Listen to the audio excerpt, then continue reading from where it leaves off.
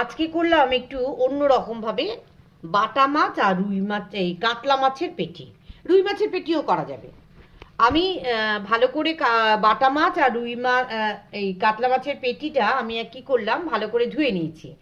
ধুয়ে নিয়ে নুন হলুদ মাখিয়েছি, সামান্য কাঁচা তেল।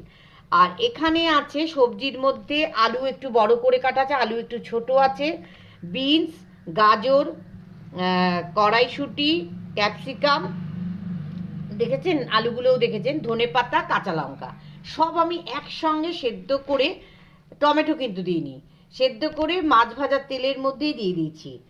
তারপরে নুন হলুদ, একটা চিনির দানা, একটা, বেশি নয়, একটা কি দুটো, মানে একটা দুটো মানে যেইটুকু ওঠে, এক চিমটে দিয়ে নাড়াচাড়া করলাম। করতে করতে গরম জল ঢেলে দিলাম, তার সঙ্গে জিরের গুঁড়োটাও দিয়ে দিলাম। ধনেপাতা কুচি অবশ্যই দেবেন, ভালো লাগবে, না দিলেও দিতে নাও পারেন। সঙ্গে একটি লেবুর টুকরো নেবেন। অপূর্ব খেতে লাগে, অপূর্ব, অপূর্ব লাগে, মানে এই রান্নাটা ভাবতে পারবেন না। দুরকম, মানে মাছের পেটি নেবেন, একরকম হচ্ছে কাতলা হয়তো বা রুই মাছের পেটি, আর বাটা মাছ, দারুণ খেতে লাগে, দারুণ লাগে খেতে। করে ফেলুন ঝটপট। রীতা রান্নাঘরে একটু আসুন, দেখুন কত রকম রান্না কিভাবে করা যায়।